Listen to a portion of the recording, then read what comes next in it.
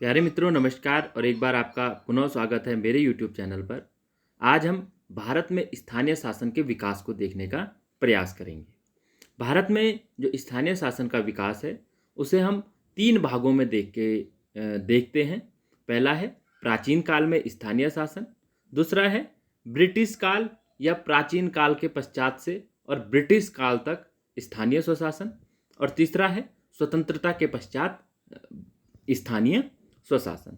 तो सबसे पहले आज के वीडियो में हम प्राचीन काल और ब्रिटिश काल तक देखेंगे, क्योंकि वरना वीडियो लंबा हो जाएगा। और स्वतंत्रता के पश्चात स्थानीय स्वशासन के संदर्भ में भारत में बहुत से कार्य किए गए हैं, बहुत सी कमेटियां, बहुत सी समितियां का निर्माण किया गया है। तो आज के वीडियो में हम प्राचीन काल और ब्रिटिश काल को देखेंगे, और फिर कल के दिन हम देखेंगे कि स्वतंत्रता के पश्चात स्थानीय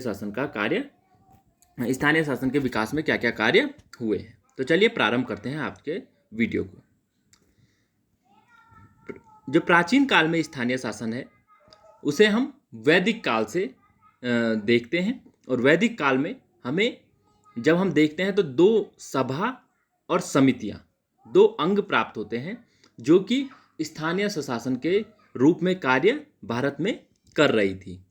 जो सभा और समिति थी, सभा में लगभग सभी व्यक्तियों को बैठने का स्थान होता था, और एक गांव के भीतर सभा नामक बैठक होती थी। सभा का अर्थ है सभा करना, जैसे आज भी हम कहते हैं सभा करना। तो उस प्रकार की सभा का आयोजन किया जाता था, और उसमें गांव के निर्णयों पर या गांव के विकास के लिए निर्णय लिए जाते थे। और इसी प्रकार समिति भी हमको देखने को मिलती है। ये कुछ ऐसी ही थी जैसे आज की डेट में हम पंचायत देखते हैं, कुछ इसी प्रकार की ये थी। और जो ये सभा और समितियां थी, ये बिल्कुल निष्पक्ष होकर कार्य करती थी। इस चीज का भी आप ध्यान रखिएगा। उसके बाद मौर्य काल में हमको कौटिल्य के अर्थशास्त्र में भी जो स्थानीय स्वशासन है उसका स्वरूप देखने को मिलता है। और कौटिल्य अपने अर्थशास्त्र में राजा को ऐसे गांवों की रचना का सुझाव देता है जिसमें कम से कम 100 परिवार तथा अधिक से अधिक 500 परिवार रह सकें या रहते हों, जिससे गांवों के संगठन की व्यवस्था इस प्रकार हो सके कि प्रत्येक गांव को जब बांटा हुआ था तो प्रत्येक 800 गांवों के केंद्र में एक स्थानीय, यानी कि 800 गांवों का जो समूह होता था उसे स्थानीय कहा जाता था। 400 गांवों के केंद्र में एक द्रोणमुख, यानी कि 400 गांवों के समूह में एक द्रोणमुख नामक व्यक्ति भी होता था, जिसको द्रोणमुख कहा जाता था, और उस संगठन को भी द्रोणमुख कहा जाता था। इसके अलावा 200 गांवों के समूह में कार्वटिक, और गांव के केंद्र में संग्रहण था 10 गांवों के समूह में। यानी कि इसे एक बार पुनः समझ लीजिए। 10 गांवों के समूह को संग्रहण, 200 गांवों के समूह को कार्वटिक, 400 गांवों के समूह को द्रोणमुख, और 800 गांवों के समूह को स्थानीय कहा जाता था। तो ये उस समय की स्थानीय स्वशासन की व्यवस्था हमको देखने को मिलती है मौर्यकालीन। और जो कौटिल्य ने है नगर, पूरे नगर के लिए पुर शब्द का प्रयोग किया है, इस बात को भी आप ध्यान रखिएगा। और पुर जो नगर था उसके अध्यक्ष को प्रधान अधीक्षक के नाम से या नागरिक के नाम से पुकारा जाता था। इसके पश्चात गुप्त काल में भी हमको स्थानीय स्वशासन देखने को मिलता है। गुप्तकालीन व्यवस्था में भी ग्राम पंचायत का बहुत ही अधिक महत्व था। और उस समय यद्यपि राजवंशी प्रणाली थी, लेकिन शासन का विकेंद्रीकरण विभिन्न स्तरों पर किया गया था। गांवों की सुरक्षा, शांति व मर्यादा के लिए ग्रामीण ही उत्तरदायी होते थे। इसके साथ ही पंचमंडल या पंचायतें सहायता के लिए स्थापित की जाती थी, और इन पंचायतों में गांव के जो वृद्ध व्यक्ति होते थे उन्हें भी सम्मिलित होने का अवसर दिया जाता था। उसके पश्चात मुगल काल पर अगर हम देखें तो मुगल काल में स्थानीय शासन की जो सबसे छोटी इकाई थी उसे गांव का मुखिया या मुकद्दम कहा जाता था, जो सरकारी कर्मचारी ना होकर उसी गांव का कोई प्रतिष्ठित व्यक्ति होता था। उसका जो मुख्य कार्य था वो गांव में शांति बनाए रखना तथा कर वसूल करना होता था। तथा पटवारी गांव का हिसाब किताब भी रखते थे, यानी कि पटवारी की जो आज हम व्यवस्था देखते हैं वो मुगल काल में प्रारंभ हो चुकी थी। मुगल काल में नगर का प्रशासन कोतवाल के अधीन होता था। मुगल कालीन लेखकों से यह तथ्य सामने आते हैं कि इस काल में पंचायती संस्थाओं की उपयोगिता में थोड़ी बहुत कमी आई थी, क्योंकि मुगल सम्राटों ने जो पंचायत व्यवस्था है उसके विकास की तरफ ध्यान नहीं दिया था। तो ये हमारा प्राचीन काल से लेकर मुगल कालीन समय में किस प्रकार स्थानीय स्वशासन की व्यवस्थाएं थी या उनका विकास हुआ, ये है। उसके पश्चात अब हम देखेंगे ब्रिटिश शासन काल में स्थानीय स्वशासन में क्या विकास हुआ। तो एस.आर. माहेश्वरी की पुस्तक के अनुसार ब्रिटिश शासन काल में स्थानीय शासन का आरंभ है सबसे पहले 1687 यानी कि 1687 से माना जा सकता है, जबकि मद्रास में नगर के प्रशासन के लिए स्थानीय शासन के निकाय अर्थात नगर निगम की स्थापना की गई थी। 1687 से उसका इतिहास रंग बिरंगा तथा विजातीय आत्मा से प्रभावित रहा है और हर युग का अपना निश्चित उद्देश्य व प्रयोजन रहा है। 1687 से 3-4 कालखंडों में हम ब्रिटिश शासनकालीन स्थानीय स्वशासन को बांटते हैं, तो हर समय इसमें कुछ ना कुछ विकास देखने को हमें मिलता है। तो इसमें जो मुख्य विकास है उसको देख लेते हैं, उसके बाद हम बाकी गहराई से इसको देखेंगे।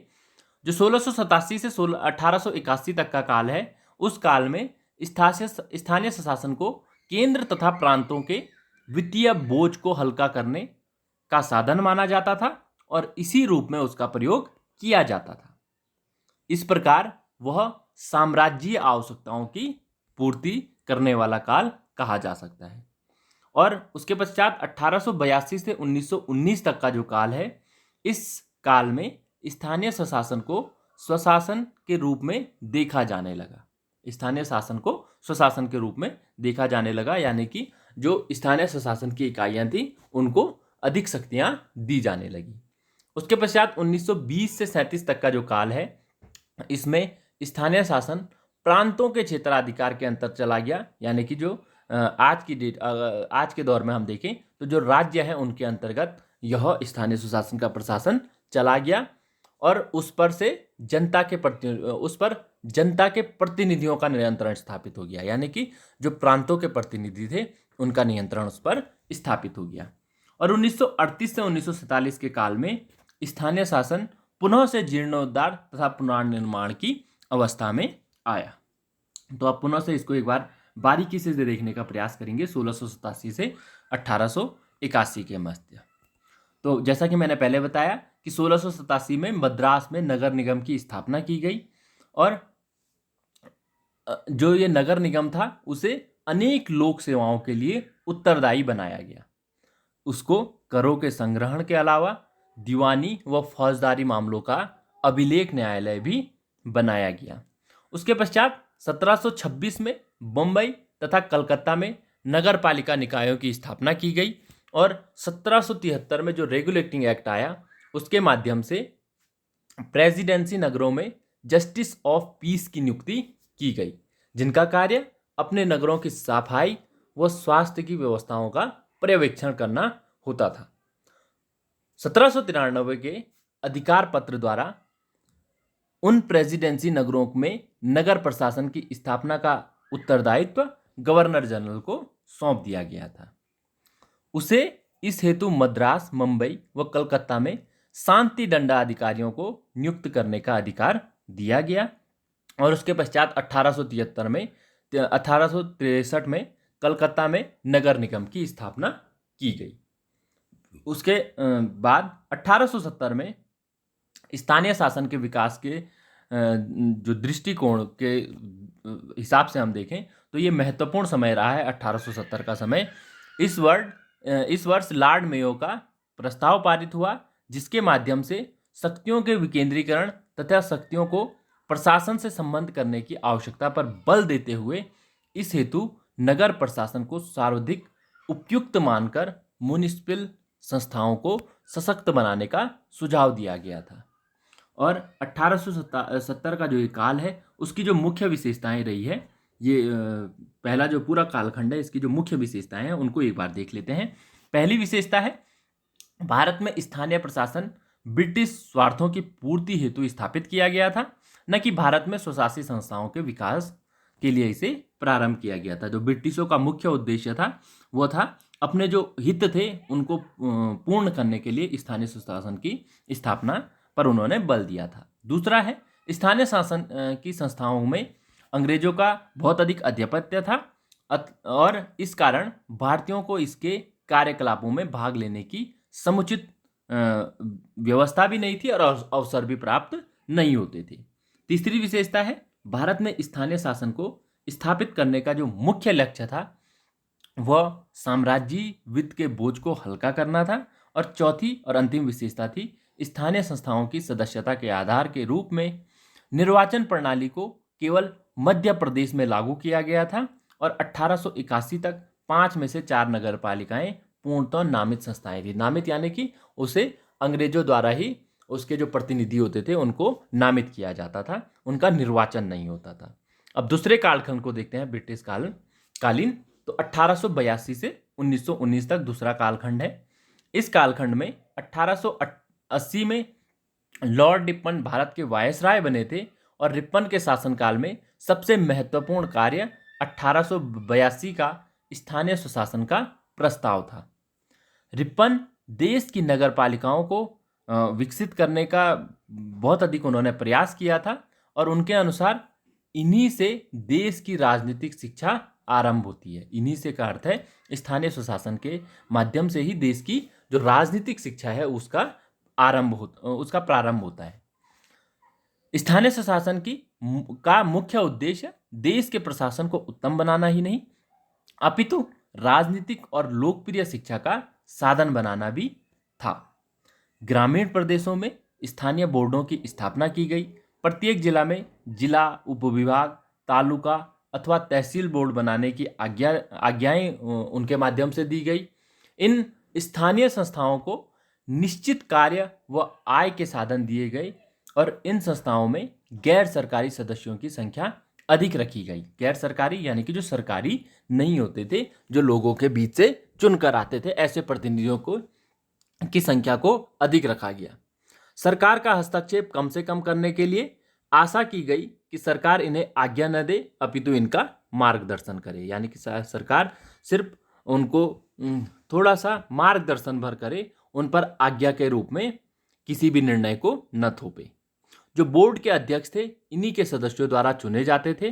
प्रस्ताव को प्रत्येक प्रांत को अपनी स्थिति के अनुसार लागू करने का सुझाव भी इस काल में दिया गया और इन सब उद्देश्यों की पूर्ति हेतु 1883 से 85 के मध्य अनेक प्रांतों में स्थानीय स्वशासन अधिनियम पारित किए गए। नौकरशाही भारतीयों को स्वायत्त शासन के योग्य नहीं समझती थी।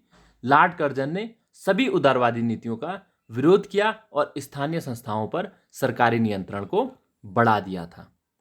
इसके अतिरिक्त लॉर्ड रिपन का यह विचार था कि स्थानीय शासन की संस्थाएं ही भारतीयों को स्वराज्य की ओर ले जा सकती है, क्योंकि इस स्तर पर लोगों को शासन की आरंभिक जानकारी प्राप्त होती है। 18 मई 1882 को एक प्रस्ताव प्रस्तुत किया गया जिसके माध्यम से स्थानीय शासन के इतिहास में बहुत ही महत्वपूर्ण परिवर्तन हुए और उसकी जो सिफारिशें थी उसको हम देख लेते हैं। जो लॉर्ड रिपन का यह प्रस्ताव था उसकी जो मुख्य सिफारिशें थी, पहली थी ग्रामीण तथा शहरी क्षेत्रों में स्थानीय निकायों की स्थापना की जाए। दूसरा, स्थानीय निकायों में कम से कम 2/3 गैर सरकारी सदस्यों का चुनाव हो और जहां तक संभव हो सके स्थानीय निकायों के सभापति निर्वाचित तथा गैर सरकारी सदस्य होने चाहिए। तीसरा, स्थानीय शासक की संस्थाओं का मुख्य उद्देश्य राजनीतिक शिक्षा प्रदान करना हो। चौथा, सरकारी नियंत्रण बाहरी होना चाहिए। बाहरी यानी कि जो सरकार के माध्यम से नहीं होना चाहिए, वह बाहरी व्यक्ति के माध्यम से होना चाहिए। पांचवा है, स्थानीय निकायों को कर लगाने व सरकार से ऋण लेने का अधिकार मिलना चाहिए। छठा, इस संस्थाओं में कार्य करने वाले कर्मचारियों पर सिर्फ संस्थाओं का ही नियंत्रण होना चाहिए, सरकार का नहीं। सातवां, स्थानीय संस्थाओं को बजट तैयार करने में पूर्ण वित्तीय स्वायत्ता मिलनी चाहिए, यानी कि वो अपना बजट स्वतः ही निर्मित कर सकें। और अंतिम, सामाजिक कार्यों में रुचि रखने वाले व्यक्तियों को इन संस्थाओं की ओर आकर्षित करने के लिए राय साहब और राव साहब आदि विशेष उपाधियां देनी चाहिए, जिससे वह लगन से कार्य कर सके, यानी कि उपाधियां देने का प्रचलन भी इस दौर में प्रारंभ हुआ। और जो ये प्रस्ताव था यह असफल हो गया। इसकी असफलता के कुछ कारण थे, उनको भी देख लेते हैं। जो तत्कालीन अधिकारी वर्ग थे, उन्होंने इन संस्थाओं के कार्यों में विशेष दिलचस्पी नहीं दिखाई, और इस कारण नौकरशाही का असहयोग इसकी असफलता के लिए उत्तरदायी था। दूसरा, चुनाव प्रणाली सांप्रदायिकता पर आधारित थी, जिसके कारण योग्य व्यक्ति आगे ना आ सके। तीसरा, इन संस्थाओं के पास वित्त के साधन अपर्याप्त थे, जिसके कारण योजनाएं पूरी तरह से लागू नहीं हो सकी। ये कई बार पूछ लिया जाता है कि कौन से प्रस्ताव दिए गए थे और उसकी असफलता के कौन से कारण थे, तो इसको आप ध्यान से देखिए। चौथा है, सरकार इन संस्थाओं को अपनी इच्छा से निलंबित कर सकती थी। इस प्रकार इन संस्थाओं पर सरकार के नियंत्रण की तलवार हमेशा ही लटकती रहती थी। और पांचवा, लॉर्ड रिपन के जो प्रस्ताव थे उनमें ग्रामीण क्षेत्रों की ओर कोई ध्यान विशेष रूप से नहीं दिया गया था। इस कारण भी यह प्रस्ताव क्या है, स्वतः ही असफल हो गए। छठा, प्रांतों की सरकारों ने इस प्रस्ताव की मुख्य धाराओं में परिस्थितियों के अनुसार परिवर्तन किए, जिसकी वजह से इनका मौलिक रूप बिगड़ गया और यह असफल हो गए। और अंतिम है, लॉर्ड रिपन के बाद कोई ऐसा उदारवादी वायसराय नहीं आया जिसने इन संस्थाओं के विकास में रुचि रखी हो। उल्टा लॉर्ड कर्जन आदि वायसराय ने स्थानीय स्वशासन का सख्त विरोध किया। तो इस कारण भी ये जो इसके प्रस्ताव थे लॉर्ड रिपन के, वह असफल हो गए। उसके पश्चात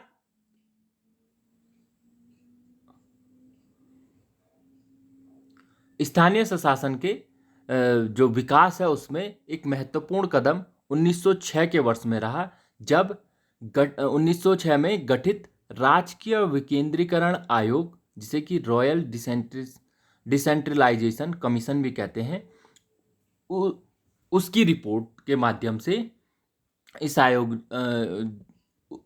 एक कमीशन नियुक्त किया गया और उसकी रिपोर्ट वर्ष 1909 में बनकर तैयार हुई और प्रस्तुत की गई। तो जो ये रॉयल डिसेंट्रलाइजेशन कमीशन था, इसकी रिपोर्ट के जो मुख्य बिंदु थे उनको भी आपको ध्यान में रखना चाहिए। पहला था, प्रत्येक गांव में एक पंचायत गठित की जाए और गांवों को स्थानीय शासन की प्रारंभिक इकाई माना जाए। दूसरा, स्थानीय निकायों में चुने हुए सदस्यों का बहुमत होना चाहिए। तीसरा, नगर पालिका अपना अध्यक्ष स्वयं चुने, किंतु जिला कलेक्टर को जिला स्थानीय मंडल का अध्यक्ष बनाए रखा जाए। तीसरा, नगर पालिका को कर निर्धारित करने और अपना बजट बनाने की शक्ति दी जाए। अगला, बड़े बड़े शहरों में पूर्णकालिक अधिकारी मनोनीत किए जाएं। पूर्णकालिक यानी कि एक बार उन्हें मनोनीत किया जाता है तो वह जीवन भर अपने पद पर बने रहें, ऐसे अधिकारियों को नियुक्त किया जाए। छठा, सरकार का नियंत्रण भारी हो, जो कि सलाह देने, सुझाव देने व लेखा परीक्षा तक ही सीमित हो। सातवां, ऋण लेने तथा नगरपालिका संपत्तियों को बेचने या पट्टे पर देने के मामले में सरकारी नियंत्रण होना चाहिए। और अंतिम था, प्राथमिक शिक्षा का विषय नगरपालिकाओं को सौंप देना चाहिए। 1918 तक स्थानीय निकायों को कोई आशातीत सफलता नहीं प्राप्त हुई। आशातीत यानी कि जैसा वो चाहते थे उस प्रकार की सफलता स्थानीय सुशासन को नहीं मिल पाई। और भारत सरकार ने वर्ष 1918 में एक प्रस्ताव पास किया और इस प्रस्ताव का मुख्य उद्देश्य भारतीयों को स्थानीय स्वशासन प्रबंध के मामले में प्रशिक्षण देना और उन्हें राजनीतिक शिक्षा प्रदान करना था। तो जो ये 1918 का प्रस्ताव था, इसके जो मुख्य उद्देश्य थे वो था, गांव में पंचायतों को दोबारा से गठित किया जाए, स्थानीय निकायों में चुने गए सदस्यों को का बहुमत हो। आप बार बार देख रहे होंगे कि बहुत सी चीज़ों को बार बार दोहराया गया है, या इसलिए क्योंकि उनको जब पिछले प्रस्ताव द्वारा बताया गया था तो उस पर अमल नहीं हो पाया, तो इसलिए उसने उन्हें पुनः से अगले प्रस्ताव में या अगली कमेटी के माध्यम से दोहराया गया है। तो इसमें आप कंफ्यूज न होइएगा कि एक ही चीज़ को बार बार क्यों दोहरा रहे हैं। तीसरा है स्थानीय शासन का मताधिकार विस्तृत किया जाए, यानी कि अधिक से अधिक लोगों को मताधिकार में सम्मिलित किया जाए। चौथा, स्थानीय निकाय का सदस्य मनोनीत नहीं बल्कि चुना हुआ होना चाहिए। और अंतिम है स्थानीय निकायों को बजट निर्माण, कर लगाने तथा कार्य की स्वीकृति में सहायता दी जानी चाहिए। रॉयल कमीशन के सुझावों को उन्होंने पृष्ठांकित किया तथा नगर पालिकाओं को कर लगाने के मामले में अधिकार दे दिए गए। तो यानी कि इस प्रस्ताव के माध्यम से और जो रॉयल कमीशन था उसके माध्यम से यह अधिकार उनको क्या है, स्थानीय संस्थाओं को दे दिए गए। उसके पश्चात कालखंड आता है 1920 से 1937 का। इस दौरान क्या विकास स्थानीय स्वशासन की संस्थाओं में हुआ उसको देखते हैं। 1920 में 1919 का भारत सरकार अधिनियम लागू होने पर स्थानीय शासन हस्तांतरित विषय बन गया, जिसका नियंत्रण लोकप्रिय शक्ति के अधीन हो गया और केंद्रीय सरकार ने इस विषय में प्रांतीय सरकारों को निर्देश देने बंद कर दिए और प्रत्येक प्रांत को अपनी अपनी आवश्यकता अनुसार स्वायत्त संस्थाओं का विकास करने की अनुमति मिल गई। स्थानीय करों व प्रांतीय करों की सूची को पृथक कर दिया गया, परंतु वित्त क्योंकि अभी भी आरक्षित विषय था, अतः भारतीय मंत्री इस विषय में कुछ भी नहीं कर सके। स्वशासन की इस क्रियान्वित का मूल्यांकन 1930 में साइमन आयोग ने किया और इस तथ्य की ओर ध्यान आकर्षित किया कि उत्तर प्रदेश, बंगाल व मद्रास के अतिरिक्त तथा ग्राम पंचायतों के क्षेत्र में इन संस्थाओं में कोई उन्नति देखने को नहीं मिली है। स्वायत्त संस्थाओं की दशा 1919 के सुधारों के बाद और बिगड़ गई और आयोग ने सुझाव दिया कि इन स्वायत्त संस्थाओं पर सरकार का नियंत्रण बढ़ा देना चाहिए। और इस काल में प्रांतों द्वारा जो विभिन्न अधिनियम बनाए उनमें मुख्य रूप से जो विशेषताएं थी उनको देख लेते हैं। पहला था स्थानीय संस्थाओं का गठन प्रायः पूर्ण रूप से निर्वाचन के आधार पर रखते हुए निर्वाचक मंडल का भी विस्तार किया गया। दूसरा, स्थानीय स्वायत्त संस्थाओं के अध्यक्ष पद पर गैर सरकारी व्यक्ति को नियुक्ति की स्वीकृति दी गई। तीसरा, स्थानीय संस्थाओं को अधिक प्रशासनिक शक्तियां दी गई। और चौथा है स्थानीय स्वायत्त संस्थाओं को वित्तीय क्षेत्र में भी पहले से अधिक शक्तियां दी गई। तो ये था 1937 तक का कालखंड। और अंत में 1938 से 1947 के कालखंड को भी देख देते हैं। 8 वर्षों का छोटा सा कालखंड है। इसमें वर्ष 1935 में आप जानते हैं 1935 का अधिनियम पास हुआ और इसके माध्यम से 1937 में जो है इसके प्रांतीय भाग को लागू किया गया, जिसके माध्यम से प्रांतों में स्थानीय स्वायत्त संस्थाओं का और भी अधिक गति मिली, यानी कि जो रुक रहा था उसे और प्रोत्साहन दिया गया। लोकप्रिय सरकारें वित्त का नियंत्रण करती थी और इसलिए वे इन संस्थाओं को अधिक धन उपलब्ध करा सकती थी। प्रांतीय स्थानीय करों के बीच जो पृथकीकरण था वह समाप्त हो गया। लगभग सभी प्रांतों में स्थानीय संस्थाओं को अधिक कार्यभार दे दिया गया, परंतु उनकी कर लगाने की जो शक्तियां थी लगभग वही रही, अपितु कुछ कम भी कर दी गई। अर्थात चुंगी बढ़ाने, व्यापारों, व्यवसायों तथा संपत्ति पर कर लगाने की शक्तियां जो स्थानीय स्वशासन की थी उनको कम कर दिया गया। विकेंद्रीकरण आयोग की सिफारिशों को अनदेखा कर दिया गया और स्वतंत्रता के समय नए कर को लगाने के लिए प्रांतीय सरकारों से आज्ञा लेना आवश्यक कर दिया गया।